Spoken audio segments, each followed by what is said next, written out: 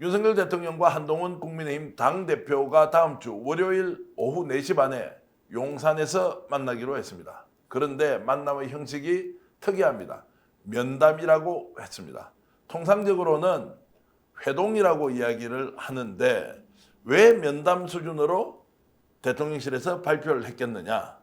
어떻게 보십니까? 여태까지 쟁점은 당대표가 대통령을 독대하느냐 아니냐, 여럿이 함께 만나느냐였어요. 독대라는 표현이 많이 썼는데 그것에 대해서 대통령실에서 불쾌하다는 반응도 여러 번 보여줬고요. 면담이라고 하고 또 여기 배석을 대통령 비서실장이 한다고 지금 확인되고 있는데 이건 뭐냐면 상하 관계, 위아래가 정확하다는 걸 보여주려고 하는 것 같습니다. 그러니까 당대표로서 당신이 나에게 뭔가 건의할 게 있다니까, 나에게 뭔가 말할 게 있다니까 내가 짬을 내서 잠깐 만나줄 수는 있다. 그러나 오후 4시 반이라는 시간이 굉장히 묘한 시간이잖아요. 저녁 식사를 해야 되기 때문에 1시간 정도에서 끝내자라는 메시지가 아주 강한 것 같아요. 그래서 그러니까 면담이라고 하든 독대라고 하든 또는 회담이라고 하든 만나지 않을 수는 없는데 만나긴 하되 내가 지금 어떤 상태인지, 내가 한동훈 당대표를 어떻게 보고 있는지를 정확히 메시지를 보여주는 그런 방식이고, 근데 정권 말기도 아니고 정권 아직 반환점도 돌지도 않았는데 벌써부터 이런 모습을 보이는 건 참 의외고요. 놀라운 행보라고 보입니다. 자, 어떤 내용으로 만나서 회동을 할지, 자, 면담을 할지, 용산 용어대로 그냥 회동이라고 하지 않고 면담이라고 하겠습니다. 자, 그런데 이제 시점이 김건희 여사가 날짜를 정해주지 않아서 만나지 못하고 있다는 얘기도 나왔고요. 또 공교롭게도 월요일 오후 4시 반이면 월요일 오후 2시에 국회 법사위의 국정감사에 강혜경 씨가 출석을 하게 되는데 우연의 일치라고 저는 일단 생각하겠습니다. 그러면은 자, 두 사람의 회동과 국정감사에서 이번에 뭔가 터져 나올 수 있는 게 있다라는 것이 묘하게 섞여 있어서 나름대로 계산을 하고 오후 4시 반을 정했느냐 이런 생각이 좀 들기도 합니다. 제가 볼 때는 뭐 이슈를 분산하는 효과가 분명히 있겠죠. 네. 월요일 날 2시부터 강혜경 씨가 법사위에 나와서 다양한 예를 들면 증언들을 하게 되면 그 증언 내용이 전체를 다 묻을 수밖에 없는 상황인데 4시 반부터 계속 한동훈 당대표가 요구했던 독대가 어떤 형태로든지 면담 또는 차담의 형식으로 진행되게 되면 두 가지 이슈가 등장할 수밖에 없게 되는 것이고, 그렇다면 윤석열 대통령과 보수 유권자 지지층 같은 경우는 이 부분에 집중하게 되는 효과들을 발생시킬 것 같아서 저는 뭐 아까 말씀하셨던 것처럼 이게 무슨 뭐 김건희 씨가 소위 손이 없는 나를 잡았다 뭐 이런 설이 돌기도 합니다만 이번 어떤 4시 반의 차담은 소위 이슈를 분산시켜내고 어떤 형태로든지 당대표가 요구하는 사항들을 대강이라도 들어주는 방식을 통해서 자기 리스크를 덜려고 하는 거지 어떤 문제를 해결하려고 하는 측면은 아닐 것 같다라는 느낌이 강하게 드는 상황입니다. 저도 한 말씀 보태면 당장 보궐선거 끝난 다음에 정부 여당, 특히 정부의 대응들을 보면 그런 게 나옵니다. 검찰은 뭐 뜻만 들이다가 김건희 씨에 대한 도이치모터스 주가 조작에 대해서 혐의 없음 발표를 하죠. 선거 다음 날이었습니다. 또 하나 나온 게 북한군이 우크라이나 참전한다는 것도 국정원발로 터뜨려요. 그러니까 이거는 이미 가지고 있던 거. 그러니까 김건희 씨에 대한 처분을 어떻게 할지 미리 정해져 있는데 택 일만 했다는 거예요. 날짜 고르기만 했다는 거예요. 그러니까 사실은 국민들 입장에서는 우롱당했다는 생각이 들 수밖에 없는데, 아니 이렇게 날짜 골라가지고 국민 여론을 이런 쪽으로 돌려볼까, 또 이슈는 또 다른 이슈로 덮는다는, 사실 뭐 19세기 버전이라고 말해도 과언은 아닌데 이런 짓들을 윤석열 정부가 반복적으로 하고 있는데 다음 주 월요일에 당대표와 대통령의 만남도 이런 연장선에 있는 것 같아서 불편합니다. 자, 김건희 여사의 도이치모터스 주가 조작 관련된 불기소 결정, 이것도 지금 막 이슈가 매일 터져서 정말로 쫓아가기도 어려운 상황인데, 자, 어제 불기소 결정을 했습니다. 이것도 나름대로 타이밍의 정치를 하고 있다 이렇게 볼 수 있겠습니까? 예, 제가 볼 때는 어떤 형태든지 그 선거가 지나고 난 다음 그다음에 소위 법사위에서 대검에 대해서 소위 국정감사, 대검이 아니죠, 서울중앙지검에 대한 국정감사가 진행되기 바로 전날 이걸 발표를 하면서 저는 정면 돌파를 결정했다는 생각이 들어요. 이 문제는 차일피일 뒤로 밀어서는 해결될 수 없는 문제이기 때문에 정면 돌파를 해낸다. 저 그래서 도이치모터스 주가 조작 문제에 대한 불기소, 그다음에 월요일 날 뭐 차담 또는 면담 형식을 통해서 전국을 대통령 주도로 좀 밀고 추 나가겠다라는 방식인 거지, 국민적인 요구 또는 한동훈 대표가 매번 얘기하고 있는 국민 눈높이에 맞는 어떤 적절한 대응을 할 생각이 전혀 없다. 그래서 4시 반에 하면 길어봤자 1시간 반? 또는 1시간 정도 진행할 것 같은데, 그렇다면 아마 대통령실에서는 정확히 입장을 정리해서 한동훈 대표에게 받을래 말래라고 얘기할 것 같아요. 거꾸로 뭐 한동훈 대표가 세게 칠 수 있을 만한 상황은 아닌 것 같고, 전 그렇다면 아마 쌍방이 부러지는 싸움으로 갈 수밖에 없다라고 판단하는 것 같다. 제가 볼 때는 대통령실이나 대통령은 고개를 숙일 생각이 없는 것 같다, 이런 생각이 듭니다. 자, 용산의 면담이라는 단어 선택, 그리고 오후 4시 반이라는 시간. 자, 어떤 대화가 오갈지 결론은 별로 없을 것이다, 이런 기대를 하고 있는데요. 일단 지켜보겠습니다. 자, 오늘 달려야 할 길이 정말 멀고 험합니다. 그러나 총알처럼 쏜살같이 저희들이 달려갈 텐데요. 지금 벌써 3,700명이 들어와서 저희들 실시간 생방 함께 하고 계십니다. 모나리님, 천사님, 보스님 오셨습니다. 안진현님, 박종진님 너무너무 감사드리고요. 천지개병님, 박수환님, 윈 티셔츠님, 그리고 라이언님 너무너무 감사합니다. 좋아요 눌러주시고 구독까지 해주시면 더욱더 감사드리겠습니다. 지금 102만 명 구독자를 달려가고 있습니다. 스픽스 열심히 방송 만들어서 여러분들과 함께 공유하겠습니다. 오늘 준비한 내용 여러분 본격적으로 공개하겠습니다. 자, 채널A와 관련해서 민주당과도 일정한 관련을 가진 것 아니냐, 또는 명태균 씨가 민주당에 임명장을 받았다라는 내용을 이야기하고 있습니다. 그런데 명태균 씨는 이게 아니다 라면서 본인이 그 내용 다 공개해봐라 라고 하는데요. 자, 먼저 채널A에서 공개했던 내용 먼저 한번 보실까요? 자, 채널A 보도 내용입니다. 단독인데요. 명태균 씨가 19대 대선 당시 문재인 대선 후보 선거대책위원회 임명장을 받았다라고 이제 주장을 했는데, 채널A 기자와 만난 자리에서 이렇게 얘기했다는 겁니다. 그런데 오늘 명태균 씨는 채널A는 가짜뉴스 그만하라. 전 민주당의 당원으로 가입하거나 활동한 사실이 없습니다. 악의적인 가짜뉴스를 계속 보도하는 채널A에 대해서 법적 대응을 하겠다. 또한 한 달이면 하야 탄핵한다는 발언에 대해서도 인터뷰 녹취를 전면적으로 공개하라 라고 이제 명태균 씨가 채널A를 맞받아치고 있는데요. 민주당과 관련된 내용 저희들이 인터뷰를 통해서 명태균 씨에게 직접 들었던 내용이 있는데 준비됐으면 공개 좀 해 주십시오. 나는 우리 저 사촌이고 다 민주당이에요. 다 민주당이고 뭐 당연히 그쪽에서 다 컸는데 다 민주가 아니겠어요. 나는 그러면 내가 뭐 어떻게 뭐 시장도 그렇게 알고 저도 알고 저도 알고 다 그래갔어요. 왜냐? 나는 그런 거 없어요. 문재인 대통령이 나한테 임명장도 줬던데. 이야기하면 안 돼. 또 방송에 얘기하면 큰일 나고. 자, 저희 얘기는 이제 인터뷰하는 중에 명태균 씨가 저렇게 말을 했어요. 이제 민주당에서 임명장도 받았고 내 사촌들은 다 민주당 쪽에 있는 사람이다 라고 이제 얘기를 했습니다.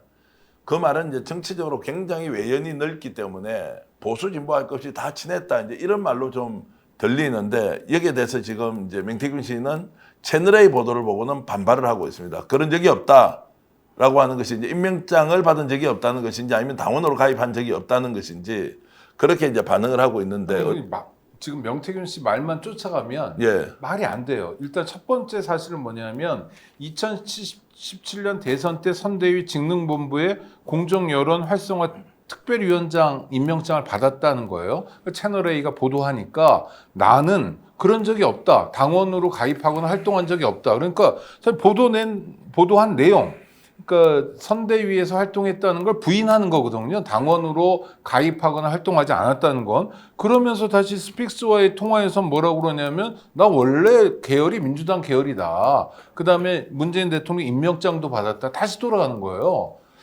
그러니까 이게 도대체 성립할 수 없는 얘기 아닙니까? 자, 당원은 아니고 그러면은 임명장을 받았다, 뭐 이럴 수는 있는 거 아닌가요? 그러니까 제가 볼 땐 채널A 참 고생한다, 애쓴다. 예. 아니, 갑작스럽게 이게 뭐 중요한 거라고. 그렇죠. 아시겠습니다. 대선 때요, 이 위원장, 부위원장 돌아다니는 그 종이만 해도 장난이 아니게 돌아다니고요. 이게 당원의 가입 여부랑 아무 상관이 없어요. 당원이 아니어도 임명받을 수 있는 건데 갑자기 이 얘기가 나왔고, 근데 여기 대해서 또 명태균 씨 같은 경우는 난 당원도 아니야.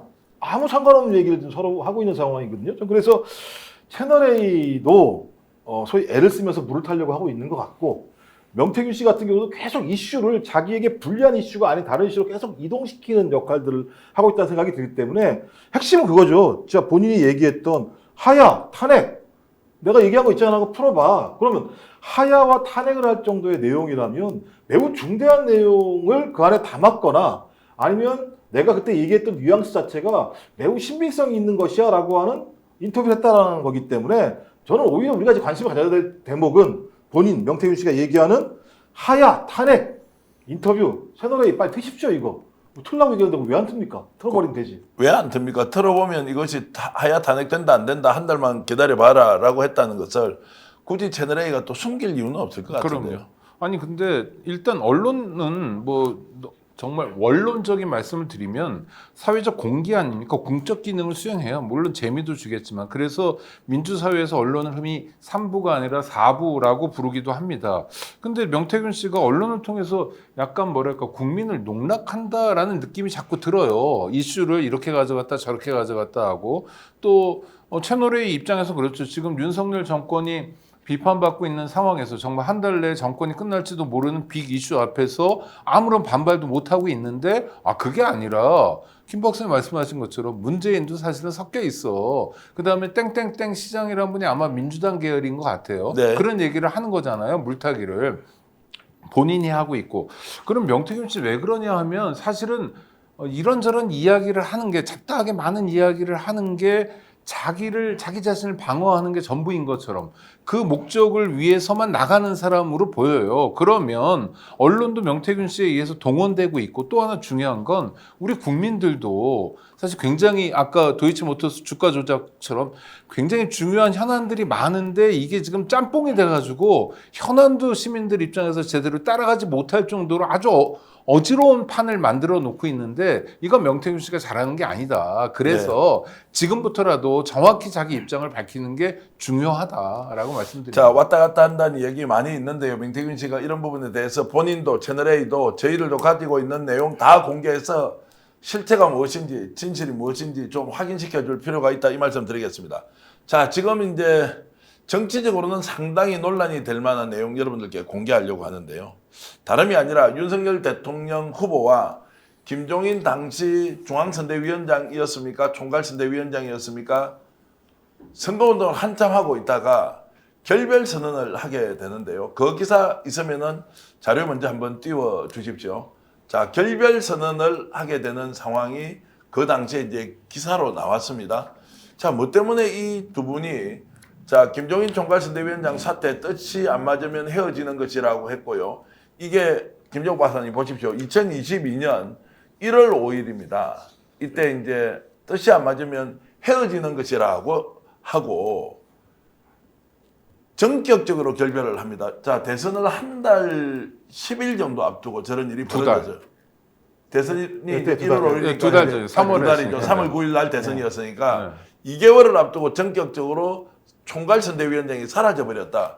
그때 굉장히 우리가 놀라지 않았습니까? 예. 그러면 대선에서 질 수도 있겠다라고 했는데 그 이유가 뭔지 매우 궁금해했는데요. 저희들이 인터뷰 과정에서 명태균 씨로부터 이런 충격적인 얘기를 들었습니다. 여러분들께 최초로 공개해드리겠습니다. 들어보시겠습니다. 문재인 대통령께서 좀 많이 무능하셔서 중간에 정리를 해서 한번 청산을 하고 윤석열 대통령하고 3일 동안 우리 김정일 위원장 못담 싸운 줄 알아 2년짜리 개헌 대통령 되라. 그러면 네 가족 문제하고 싹 다 이런 것들이 해결될 거다. 됐어요. 자, 이제 이 내용은 충격적인데요. 조금 이따가 여러분 다시 한 번 더 듣기로 하고 김정욱 박사 이제 정치학 전공하셨으니까 저 내용 어떤 걸로 이제 읽힙니까? 좀 사실 여부는 확인이 안 되는 상황인데 2년짜리 대통령이라고 하면 2022년도 5월 달에 취임을 했으니까 아마 2024년도 총선까지만 대통령을 하고 난 다음에 그만 정리를 해라. 근데 정리를 하란 이유가 어떤 예를 들면 대한민국의 미래 비전을 위해서 새로운 어떤 정치 구도나 권력 구도를 바꾸는 게 아니라 나온 게 그겁니다. 네 가족 문제하고 싹 다 이런 것들이 해결될 거다라는 얘기는 사법 리스크를 우려해서 사법 리스크를 방지하기 위해서 2년짜리 대통령을 통해서 소위 개헌을 추진하는 얘기를 했다는 거거든요. 전 제가 볼 때 이게 앞뒤가 좀 안 맞는 측면이 분명히 있어요. 2년짜리 개헌 대통령이라고 하는 건 소위 제왕적 김종인 전 비대위원장이 계속 주장했던 또 제왕적 대통령제를 새롭게 바꾸는 뭐 내각제이거나 아니면 뭐 분권형 대통령제이거나 둘 중에 하나라는 생각이 드는데 자기의 욕심을 투사하기 위해서 소위 이 윤석열 부부의 사법 리스크를 거론했다라는 측면에서는 이게 제가 볼 때 매우 개인적인 서로의 이해관계들을 가지고 개헌을 논의했다라는 측면에서 이거 충격을 떠나서 이런 식으로 사고를 하지? 저는 당시를 기억하시는 구독자님들 많으실 텐데 당시 김종인 위원장은 이 당 저당을 다니면서 직업이 비대위원장일까 싶을 정도로 선거 때마다 상당한 역할을 했어요. 그래서 김종인 전 의원, 김종인 당시 비대위원장 뭐 이런 분이 윤석열 캠프에 결합했다는 건 윤석열 후보 입장에서 사실 천군만마를 얻었다 이런 평가를 받는데 말씀하신 것처럼 선거 2달 놔두고 결별을 했습니다. 그런데 저는 이게 상당히 가능성이 높다고 보는 게 얼마 전에 중앙일보 칼럼에도 김건희 씨 소위 리스크에 대해서 이야기하면서 풀어갔던 칼럼이 이런 내용입니다. 국민의힘 관계자들이 대통령 부부, 그 당시에는 이제 검찰총장을 그만둔 사람 부부를 만났을 때 김건희 씨가 국민의힘 정치인들, 국회의원들한테 했다는 얘기가 우리를 어떻게 보호할 거냐, 시나리오가 뭐냐라고 물어봤다는 거예요. 그건 뭐 도둑이 재발 저린다는 얘기까지 하고 싶지 않은데 뭐 수사를 잘 알고 범죄가 뭔지 아는 사람들 부부니까 자기들의 리스크가 뭔지 알 거예요. 이를테면 도이치모터스 주가 조작 사건이 불거졌지만 주가 조작을 도이치모터스만 했을까요? 다른 건 안 했을까요? 2013년에 민정수석실에서 확보했다는 그 내사, 입건전 조사는 어떻게 된 건가요? 이런 것들이 있잖아요. 그러니까 검찰에 있으면서 검사로 있으면서 또 검찰총장이니까 여러 사건들을 막고 무마시켰지만 나중에 결국 대통령이 된다 하더라도 감옥에 가야 될 운명이라는 걸 윤석열 부부가 제일 잘 아는 상황이었고 그리고 그걸 윤석열 부부만이 아는 게 아니라 당시 이 국민의힘에서 선거를 치르는 캠프가 굉장히 중요하게 인식하고 있었고 이게 한 축입니다. 다른 한 축은 김종인 위원장 같은 경우에는 분권형 대통령제, 이원 집정부제, 또 내각제적 요소가 굉장히 강한 새로운 개헌에 대한 이야기들을 많이 해왔어요. 그러니까 윤석열이라는 약점이 많은 사람에게 그런 역할을 부여하자. 2년만 하면 지금도 그런 얘기 하잖아요. 윤석열 대통령이 중간에 죄송합니다. 그만두면서 개헌을 하면 그래도 감옥에는 안 갈 거 아니냐. 이런 시나리오들이 제출되고 있었는데 2년 전이라고 다를 건 없다는 거죠. 그러니까 명태균 씨가 이 얘기를 증언할 수 있다는 건 당시 캠프에서 아주 중요한 이를테면 본인이 주장하는 것처럼 윤석열 부부와 김종인 위원장과 함께 이야기 나누고 소위 판을 만들 수 있었던 사람이라는 걸 아주 정확히 보여주는 것 같아요. 자, 저는 개연성이 높다고 봅니다. 개연성이 높다고 본다. 그 당시에 어떤 일이 벌어졌느냐면요. 자, 이런 식으로 가면 대선에서 정권 교체할 수 없다. 김건희 여사 약점이 너무 많은 거예요. 그래서 뭔가 돌파구가 필요했는데 그때 김종인 위원장이 야, 이거 이럴 것 같으면 차라리 대선과 총선을 앞으로는 같이 줄여서 자, 중임제로 가자. 이제 이런 논의가 한참 있을 때 파격적인 제안을 했을 가능성이 있다. 제가 주목하는 것은 여기서 2년짜리 개헌 대통령을 하라고 이야기를 하면서 3일 동안 김종인 위원장이 무엇 때문에 싸웠겠느냐. 자, 이 이야기에 우리가 주목해야 한다고 보고요. 두 번째는 저희들이 명태균 게이트와 관련해서 취재를 하면 할수록 놀라운 사실은 이미 김종인 위원장, 이준석 대표 그리고 명태균 씨 3자가 어떻게 하면은 정권 교체를 할 것인지에 대해서 치밀하게 사전 계획을 세우고 그 여론조사가 언제부터 되느냐? 머니투데이에 2021년 4월 18일부터 시작되면 실제 3월 말부터 출발하는데 결국 윤석열 대통령이 입당하는 7월 31일이죠. 그러면 그 전에 뭔가 판을 짜놓은 데서 그냥 올라탔다는 거예요. 그렇죠. 자신들이 만든 판에 올라탄 사람이니까 무슨 너가 주인 행사를 하는 거야 라는 생각을 했을 수 있다는 거예요. 이제 이런 점을 보면 충분히 이 내용은 내부에서 논쟁 또는 핵심적인 인물들이 토론했을 가능성이 높다고 보고요. 자, 그 녹취 내용 한 번만 더 들어보겠습니다. 문재인 대통령께서 좀 많이 무능하셔서 중간에 정리를 해서 한번 청산을 하고 윤석열 대통령하고 3일 동안 우리 김정일 위원장 못담 싸운 줄 알아 2년짜리 개헌 대통령 되라. 그러면 네 가족 문제하고 싹 다 이런 것들이 해결될 거다. 됐어요. 자. 전 다시 들어도 굉장히 개연성이 있는 게 이런 네. 겁니다. 자, 윤석열 대통령이 취임한 직후에 지방선거가 열렸어요.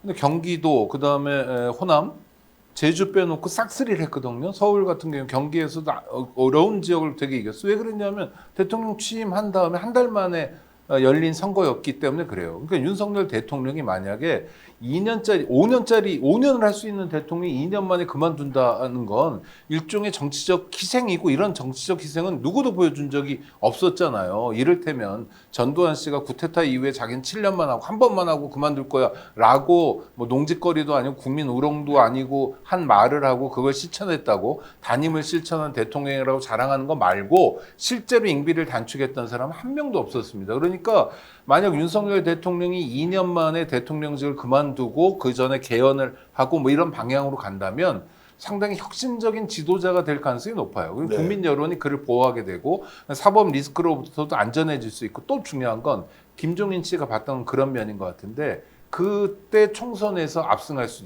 있다고 보는 거죠. 네. 그러면 당시 국회 지형은 뭐냐면 여소야대였거든요. 만약 집권을 한다면 민주당이 그때도 다수당이기 때문에 지금보다는 의석이 적지만 절대 다수가 야당이기 때문에 상당히 뭔가를 하기 어려운 국면인데 국회 지형도 바꾸고, 그 다음에 새로운 김종인 씨 같은 경우에 자기의 일종의 로망도 성취하고 하니까 뭐 이 사람 자기 지분이 없고, 윤석열 씨 같은 경우에는 지분이 없고 자기들이 만든 판에 얹혀놓은 일종의 역할극을 하는 사람이었기 때문에 상당히 그런 요구를 할 수 있었다고 보고, 그런 요구에 대해서 이야기가 안 되다 보니까 뭐 판을 깨고 나온 거라고 보는 건 뭐 개연성이 있습니다. 자, 이제 저 정도 나왔으면 뭐 당사자가 얘기할 수밖에 없는 거 아닙니까? 김정일 위원장은 뭐 지금까지 명태균 했던 이야기에 대해서 거의 다 반박하다가 오늘 한국경제 또 단독 보도를 보면 뭐 확인해 보니 사실이 아니네.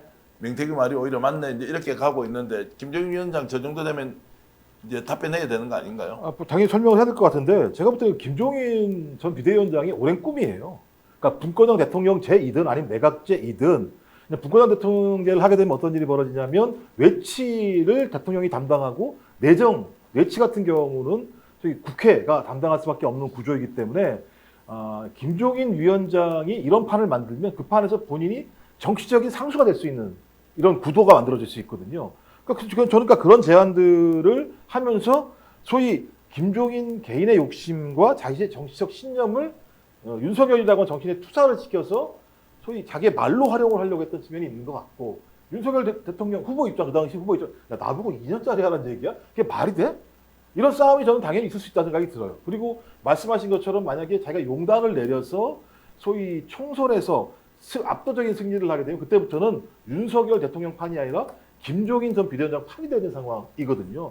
그렇다면 충분히 명태균 씨가 얘기하는 2년 어떤 그 개헌 대통령을 3일을 두고 싸웠다라고 하는 측면은 일정한 개연성은 분명히 있을 것 같다라는 생각이 들고, 그렇다면 왜 그 당시에 일단 하나는 왜 결별했느냐? 선거를 2달 앞두고 결별한다는 게 말이 안 되는 상황인데 왜 결별을 했는가에 대한 문제 하나랑 실제로 이런 내용이 있는가, 이런 내용이 제기됐는가, 이 부분에 대해서는 당연히 김종인 전 비대위원장이 얘기를 해야죠. 본인은 맨날 자기 말은 다 맞는 것처럼 얘기하지 않았습니까? 근데 이런 문제가 나왔으면 기다, 아니다 라고 말씀하시는 게 저는 김종인 전 비대위원장이 국민에게 해야 될 역할이 아닌가 생각합니다. 자, 역사에는 가정이 없다. 그럼에도 불구하고 제가 질문 하나 던지면 파격적으로 이 안을 받아들이고 2년짜리 대통령으로 하고 실제 개헌까지 이루었다. 그리고 2년 지금 지났습니다. 그러면 이와 같은 국정농단 사태가 구조적으로 안 생겼을 수도 있다. 저는 제가 볼 때는 윤석열 대통령 스타일에 이거 수용했을 턱이 없다. 받았을 리가 없다. 그렇죠. 제가 볼 때 헤어지는 가장 중요한 이유도 뭐냐면 네. 자기 마음대로 해야 된다고 생각하는 게 윤석열 전 대통령의 방식이라는 생각이 들어요. 그 검찰총장 했을 때 많은 얘기 듣지 않습니까? 보고서 갖고 자기 마음에 안 들면 다리 탁하니 올려놓고 너 그거 이런 얘기를 한다는 식이거나 이런 거 있었기 때문에 아마 헤어진 이유는 저는 이런 개헌 논쟁이라기보다는 소위 김종인 전 위원장의 태도 문제, 자기가 모든 걸 통제하려고 하는 것에 대한 반발이 더 심했을 거라는 생각이 분명히 들기 때문에 뭐 말씀하신 것처럼 그런 가정도 제가 볼 때는 절대 윤석열 대통령이 수용하지 않았을 거다라는 생각이 들기 때문에 아마 시간이 지나면 김종인 전 비대위원장이 스스로 포기하지 않았을까요? 그런 제안에 대해서? 그러니까 4월 만에 끝난 것 같고요. 저는 뭐 만약 받아들였다면 정말 사뭇 다른 판이 됐겠죠. 왜냐하면 임기가 정해져 있는 대통령이다 보니까 관료들도 지금처럼 그렇게 용감하게 움직이긴 어려웠을 것 같고 국방부 장관, 뭐 감사원 사무총장, 지금 상임이사죠. 상임위원이죠. 이런 사람들의 행태는 많이 바뀌었을 것 같아요. 국민적 스트레스도 적었을 것 같고. 그러나 김 박사님 말씀처럼 그렇게 갈 확률은 별로 없었던 것 같고 그게 그 결과를 우리가 보는 게 아닌가 싶습니다. 아니 그리고 상식적으로요. 자기가 표를 얻는 입장에서 저 2년짜리 대통령만 할 겁니다라고 얘기하는 게 저는 저희 보수 진영의 선거운동으로 의미 있는 선거운동일까? 2년짜리 하고 나서 2년 후에 어떻게 될지 어떻게 알아요? 그렇죠. 2년 후에 지금 내가 결정했으니까 2년 후에는 국민의힘을 찍어줄 거라고 하는 말 자체가 제가 성립이 안 되는 상황이기 때문에 보수 진영 엄청 분열했을걸요? 그거 가지고 야 어떻게 2년짜리밖에 안 되냐? 그래서 제가 볼 때는 김종인 전 비대위원장의 지금 노욕?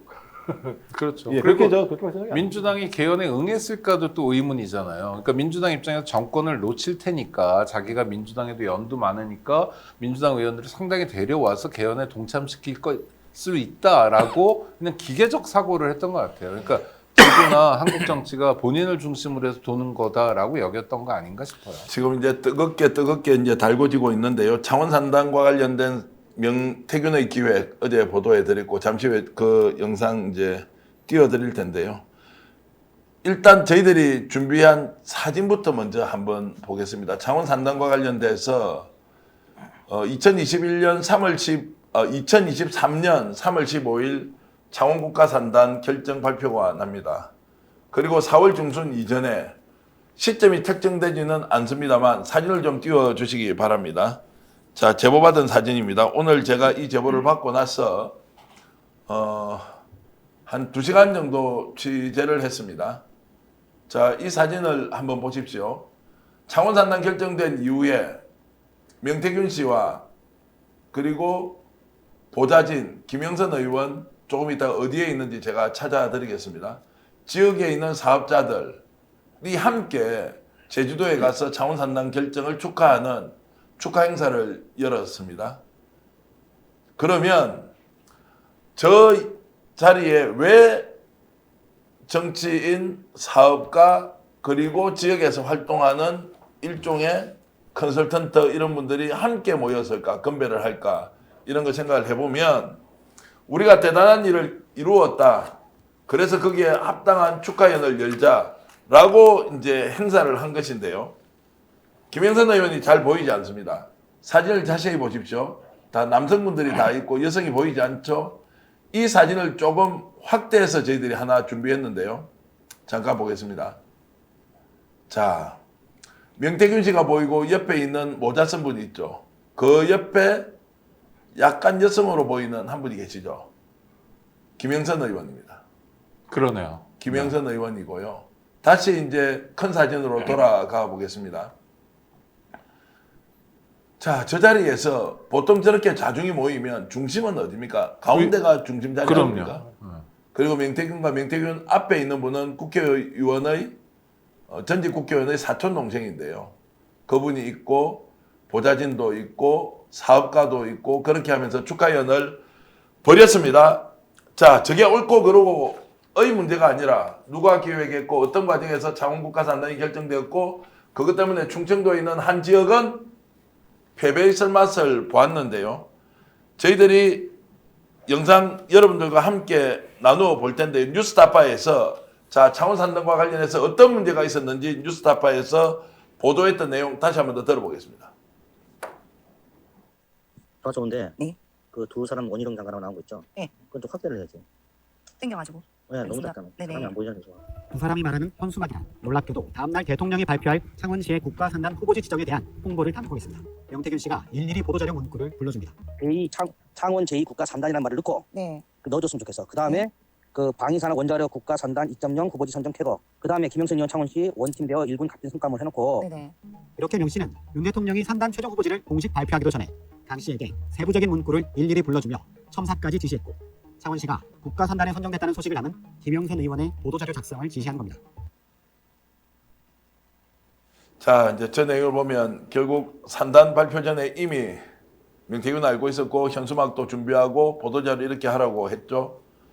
자, 창원 산단과 관련된 내용은 MBC에서 그 이전에 또 보도를 했던 게 있었는데 경남 MBC인데요. 자, 이 내용도 잠깐 보시겠습니다. 창원시도 북면을 중심으로 개발 제한 구역을 포함해 약 340만 제곱미터가 새로운 국가산단 후보지로 지정됐습니다.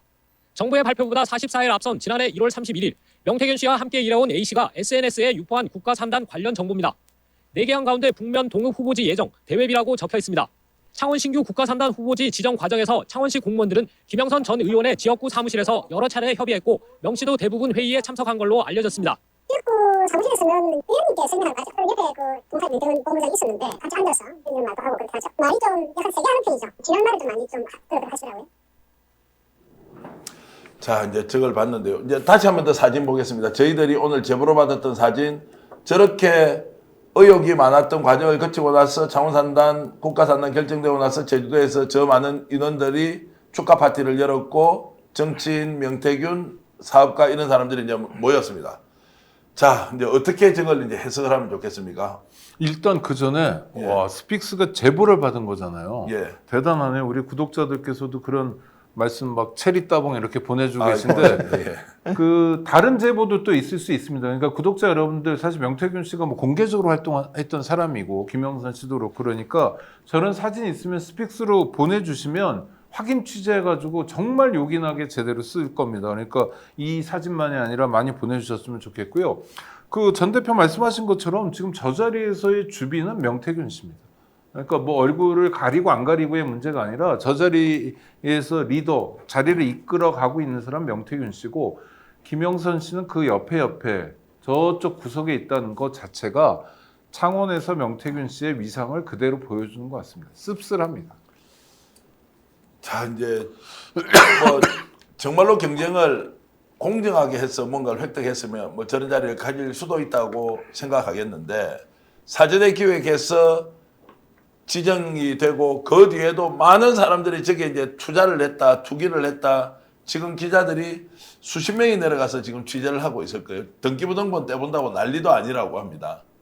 자, 창원시 동읍, 창원시 북면 이 지역에 발표 이전 6개월 전 또는 1년 전부터 누가 이 땅을 매입을 했느냐 이런 것들이 나오게 되면 정치권 관계자 연결선도 이어질 수 있다고 봅니다. 네, 일단 제가 볼 때 저길 하나 먼저 틀어야 되는데요. 스픽스가 최초로 녹취 깐 거 있지 않습니까? 예, 창원산단 내가 기획했어. 예. 명태균 씨가 자기 입으로 얘기한 거 아닙니까? 그럼 기획을 해서 소위 기획을 해서 그 기획이 실현이 되려면 압력을 넣어야겠죠.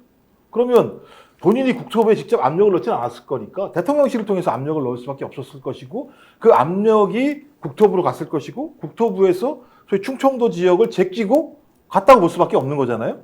근데 이게 3월 15일 날 결정이 됐는데 지금 이 사진에 의하면 4월 중순 이전이라고 얘기하는 거 아닙니까?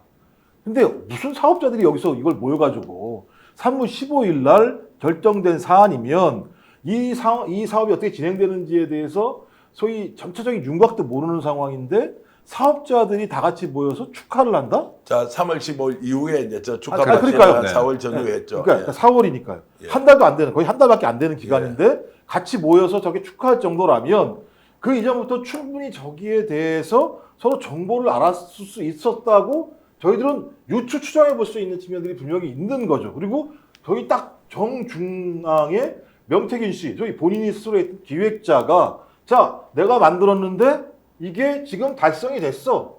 너희들 나 때문에 아마 앞으로 많은 이득을 볼 거라고 건배하는 거라고 제가 얘기하면 이상한가요? 전혀 이상하지 않고요. 저기에는 지금도 이제 만나고 있는지 아니면 지금은 원수지간이 됐거나 뭐 이런 사람들이 많이 있는 것 같습니다. 김영선 의원이 잘 보이지 않도록 약간 연출한 사진 같은데 제가 누구로부터 제보를 받았는지 여러분들께 공개하겠습니다. 저 사진은 실제로 명태균 씨가 저 행사가 있고 난 뒤에 자신의 페이스북에 올렸던 사진입니다. 아하, 네. 자랑을 했던 것이죠. 그런데 그 사진이 어느 순간 사라졌는데요. 그걸 보고 갖고 있던 분이 오늘 스픽스에 제보를 해주셨는데 이분은 여기에 투자하면 엄청 돈을 벌 것이다라고 정보를 얻고 실행하지 않았고 또 일부는 실행을 했던 모양입니다. 그런데 창원 동업과 북면에 투자한 사람들은 성공을 했는데 딴데. 이 당시만 하더라도 창원시 대산면이라는 곳도 국가산단으로 편입될 것이다라는 얘기를 듣고 그 지역에 투자한 사람들은 망해버린 거예요. 자, 그러면서 원성이 대단한데도 성공했다고 자축하면서 저기에 모여서 축하연을 열었다라고 하는 거죠. 자, 그러면 저기에 대해서 누군가 이제 답변을 해야 될 것 아닙니까? 그렇죠. 명태균 씨는 자기를 자랑하고 과시하는 거죠. 내가 이런 거를 만들어낼 정도의 파워가 있다는 걸 보여주는 거고 또 중요한 건 그럼으로써 내 주변에 있으면 나랑 같이 하면 너희들에게 좋은 일이 있다고 아주 정확하게 얘기해 주는 거죠. 이 지역사회에서는 뭐 그 창원, 의창구 뭐 이런 지역 또 창원 전체여도 상관없습니다만 사실 저런 걸 페이스북에 쓰면 사람들 얼굴 면면들이 다 확인되기 때문에 어떤 사람들이 어떤 목적으로 어떤 메시지로 확인이 되잖아요. 그러니까 저 사진을 일부러 자기 SNS에 공개했다는 건 정말 하고 싶었던 얘기가 있었고 하고 싶었던 얘기는 자기 자랑이죠. 과시하기 위한 거라고 보입니다. 자, 창원시청 공무원이 직접 김영선 의원 사무실에 가서 명태균 씨와 여러 관계자들이 모여서 하도 회의를 많이 해가지고 공무원들이 정말 꼴불견이다. 정말로 꼴보기 싫다. 이런 이야기까지 하면서 그 이전의 이미 기획된 또 목적을 가진 그래서 제가 이런 이야기를 취재 과정에서 들었습니다. 1조 몇천억 되는 국가산단 사업을 하면 첫 번째 토목공사 누가 해야 될 거 아닙니까? 철거 있죠. 두 번째 토목 있죠. 그 과정에서 얼마나 많은 사업자들이 들어가서 일을 할 수 있게 됩니까? 그러니까 저 사진에 나왔던 사람들이 뭔가 큰 이익을 보겠다 마음을 먹고 똘똘 뭉쳐서 자, 용산의 힘을 빌어서 명태균의 힘을 빌어서 저 사업을 성공시켰다라고 볼 수밖에 없는 것인데 결과적으로 이익을 얼마나 받는지는 지금 현재 확인할 수 없고요.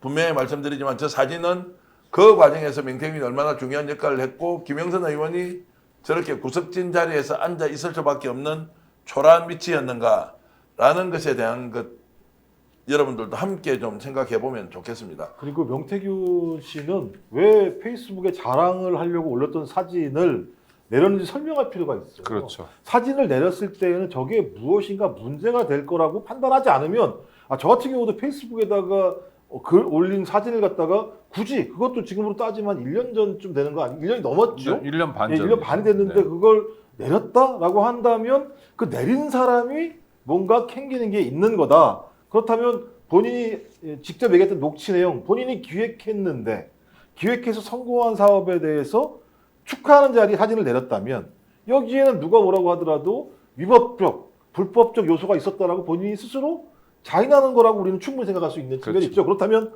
명태균 씨는 왜 사진을 내렸는지 설명할 필요가 있겠죠. 이분과 관련해서. 자, 2023년도에 저 일이 있었단 말입니다. 보궐선거 끝나고 1년이 채 되기도 전에 국가산단 발표가 났으니까 당연히 이번 총선에서는 김영선 의원이 창원 의창에서 육선고지에 무난하게 접근할 것이라고 생각을 했겠죠.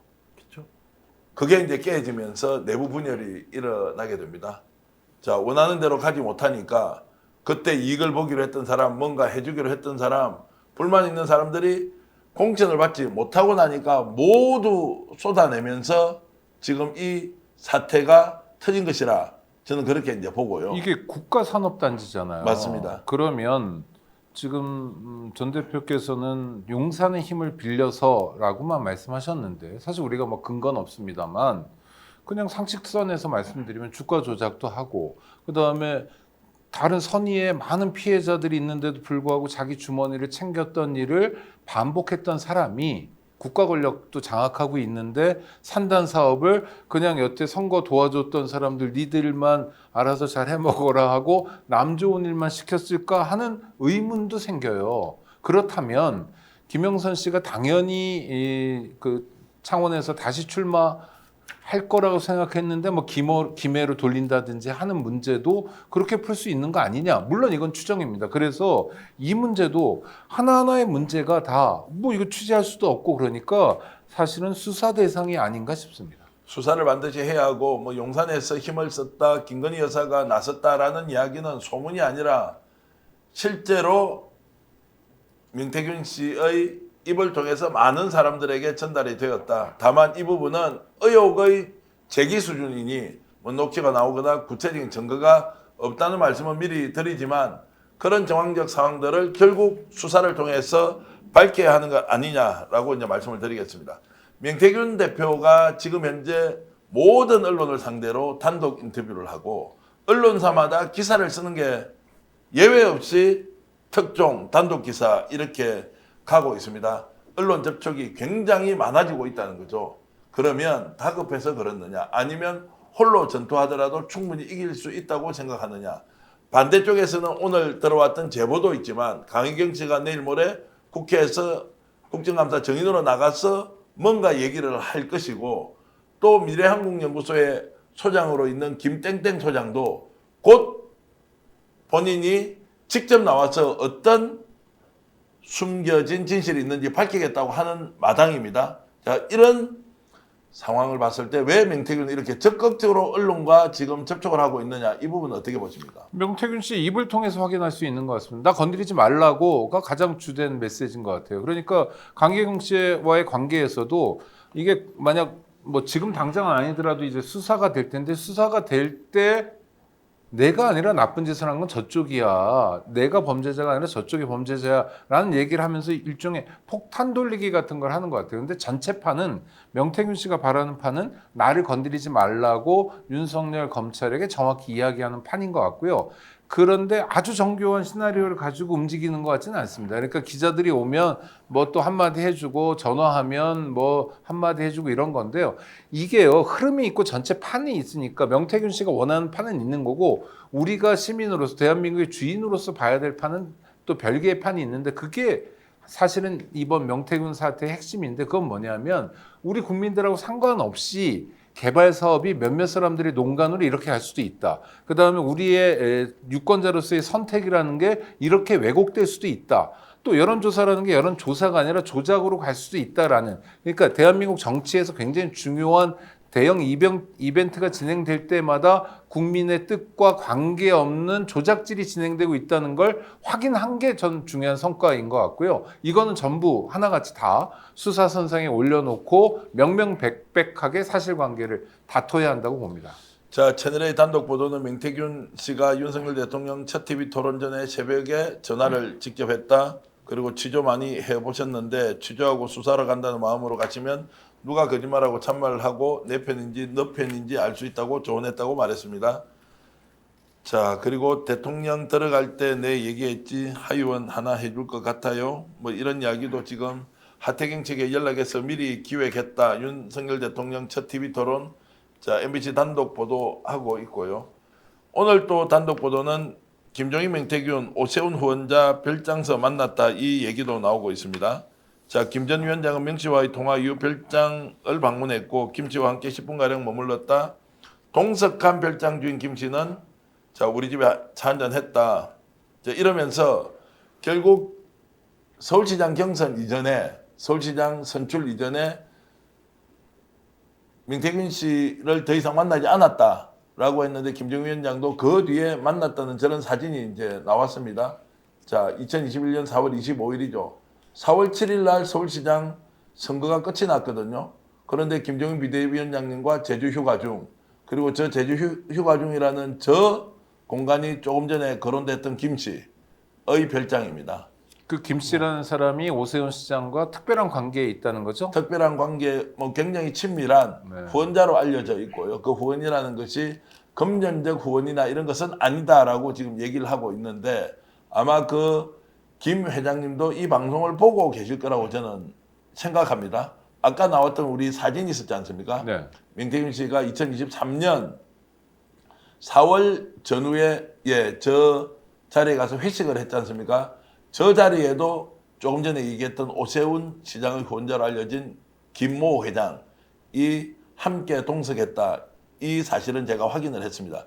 그 연관성에 대해서는 제가 잘 모르겠는데 어찌됐든 명태균 씨가 갖고 있는 인맥이나 그리고 지금 활동의 폭이나 이런 것들이 정말로 전방위다. 김종인 위원장도 불러서 김 회장이 소유하고 있는 서귀포의 별장도 같이 가고 오세훈 시장이 뭐라고 얘기했습니까? 내 앞에서 울었다고 하니까 4번 울었다고 그랬죠. 뭐 울었다고 했는데 운 건 아니고 뭐 질질 뭐 어떻게 했다 뭐 이런 말을 하면서 지금 오세훈 시장도 격앙돼 있다고 하고요. 또 저기서 나오고 있는 저 김 회장이라는 분도 명태균 씨가 이렇게 사람을 난돌질 한다고 하면서 강력하게 성토를 하고 있고요.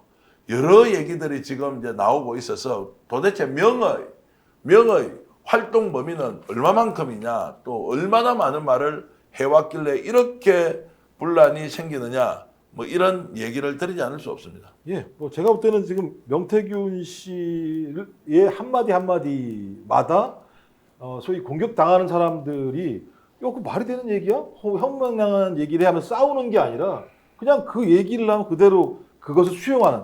맨 처음에 이제 김재원 최고가 한마디 했다가 그다음부터 이제 깨갱하는 상황이 벌어졌었고 또 정진석 비서실장이 자기가 전화했는데 전화 안 받는다고 문자 보내면서 밖에 묶인 개라는 얘기를 할 정도의 상황이라면 저는 명태균 씨가 가지고 있는 자기의 내용물은 실태가 있다고 볼 수밖에 없는 거다. 좀 그래서 지금 나오는 내용들을 보면 저는 뒤에서 지금 용산과 딜을 하고 있나 이런 생각이 많이 드는 거예요. 이분과 관련해서. 이유가 지금 계속 나오는 얘기가 친오빠라고 본인이 얘기했잖아요.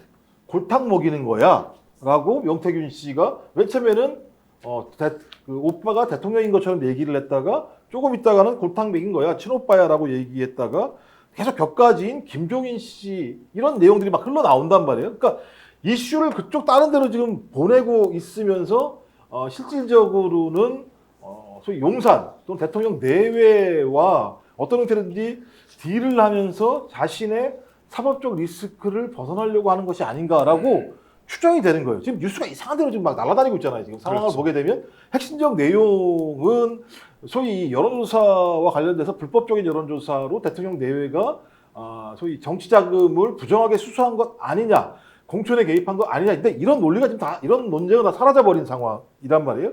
전 그렇다면 모종의 또 전화도 왔다는 얘기를 명태균 씨가 한 적이 있었기 때문에 네. 용산인지 아닌지 알 수 없습니다만 그래서 지금 나오는 내용들은 시선을 돌리기 위한 것이라고 판단되기 때문에 저희가 이 부분들에 대해서 좀 명확하게 쳐다볼 필요가 있을 것 같고 문제의 핵심을 정확히 짚어야 될 필요가 있다고 생각을 합니다. 매우 중요한 지적이고요. 네. 중심의 중심은 누구냐?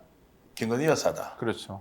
이렇게 가고 있는 팩트를 절대 놓쳐서는 되지 않는다. 아니 시작 자체가 네. 대통령 부인 김건희 씨의 공천 개입이 시작이었고요. 네, 그러니까 국정농단이 어느 정도 범위에서 어떻게 진행됐는지 그것에 대해서 중요한 열쇠를 가지고 있는 사람인데 전 서글픈 게 명태균 씨와 연루됐던 정치인들이 쭉 나옵니다. 지금 윤석열 대통령 부부가 있고요, 또 김종인 위원장이 있고 이준석 대표, 뭐 홍준표 대구시장, 그다음에 5선을 자랑하는 김영선 전 의원까지 뭐 김재원 뭐 이런 사람들, 하태경 이런 사람들만이 아니라 근데 번번이 다 나가 떨어져요.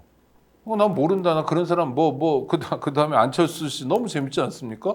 라디오 나와가지고 나는 명태균은 모르고 앞에 두 글자 명태는 알아요. 이렇게 장난쳤다가 그냥 꼬리 내려버리고 그러니까 대통령이 될 뻔한 사람들, 그죠? 또 대통령 꿈을 꾸는 사람들, 지금도 여전히 유력 후보라고 하는 사람들이 이 사람이 거강꾼인지 정말 선거 전문가인지 모르지만 이 사람의 말 몇 마디 앞에서 꼬리를 내리고 정말 국민들 보기에 부끄러운 모습을 보이고 있다는 것, 야 이거야말로 뭐 전체 정치는 아닐 거라고 저는 믿고 있습니다만 국민의힘 사람들 그쪽에 모여 있는 사람들이 얼마나 허무맹랑한지를 보여주는 것 같고요. 좀 서글프기까지 합니다. 자, 중심은 김건희 여사다. 검찰이 수사를 할지 말지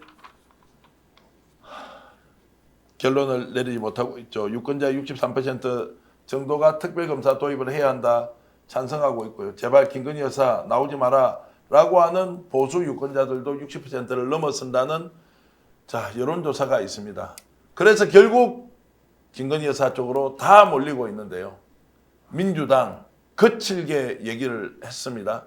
김민석 수석 최고위원이 야, 이 정도 가면 정말로 강하게 선을 넘어서는 거 아니냐라고 했는데 수사하지 않는 검찰에 대해서 이렇게 얘기했습니다.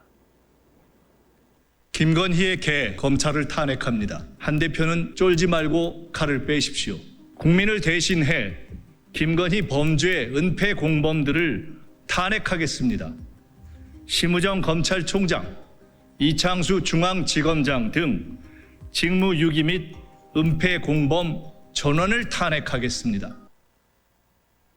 자, 이제 검찰 탄핵한다. 그리고 개라고 표현을 썼습니다. 정치적으로 좀 듣기가 참 불편한 단어인데 개라고 그냥 해버렸습니다. 수석 최고위원이. 아, 근데 검찰은 지금 개라고 그런 게 아니라요. 계속 지금까지 검찰이 보였던 행태가 소위 권력의 사냥개처럼 어떤 권력이 어디를 지시하면 득달같이 달려가서 그 사냥감을 물어서 가지고 왔다라고 하는 표현들을 계속 해왔었기 때문에 지금 상황을 보시면 알겠습니다만 아니 지금 검찰이 뭐 하고 있습니까? 제가 또 계속 지금 무죄 매뉴얼을 만들어내고 있습니다. 명품백을 받았더니 선물이니까 무죄라고 얘기하고 있고 그다음에 지금 도이치모터스 주가 조작 사건 같은 경우도 마찬가지인데 그 주가 조작 사건으로 유죄를 받은 사람들의 진술을 매우 신뢰하고 있고 그다음에 김건희 씨가 기억이 안 난다니까 기억이 안 난다는데 어떻게 이거 갖다가 처벌합니까? 라고 얘기하는 상황이라면 저는 이제 사병화됐다. 그러니까 검찰은 국가의 국민의 어떤 요구들을 반영하는 수사 집단이 아니라 대통령의 부인, 실질적 권한도 없는 대통령의 부인을 위해서 모든 것을 움직이고 있는 사냥개와 같은 역할을 하고 있기 때문에 좀 그렇게 표현하는 게 맞다라는 생각이 들고요. 저는 이 정도 상황이라면 적어도 검찰에 대해서 국회가 할 수 있는 가장 강력한 것은 탄핵이다.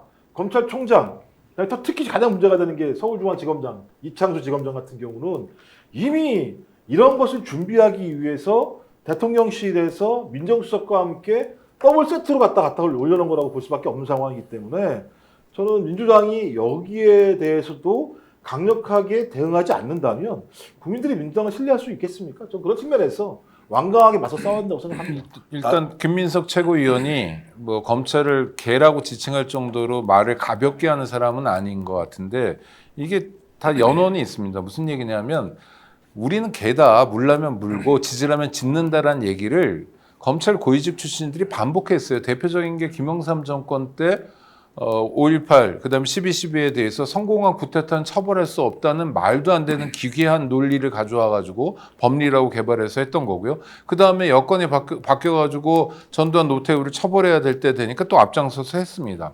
우리가 정말 국가기관의 일탈을 많이 봅니다. 경찰 같은 경우에 마포대교 교통 통제 안 했고 교통을 관리했다고 그래요. 정말 말장난이에요. 그런데 경찰 보고 군 보고 국세청, 관세청, 감사원도 얼마나 엉터리인지 알잖아요. 그런데도 개라고 하지 않습니다. 그건 뭐냐면 김민석 최고가 잘못 이야기하는 게 아니라 여태까지 지난 30년 동안 검사들이 개처럼 굴었고 스스로 자기는 개 같은 존재였다라는 말들을 해왔기 때문에 역사적으로 확인하는 거라고 봅니다. 탄핵을 하겠다고 하는데 정말 단단히 해야 될 것 같고요. 분명히 하면서 정말 우리나라가 법의 지배, 법치주의가 살아있다는 걸 국회에서 보여줬으면 하는 바람이 간절합니다. 자, 희망의 나라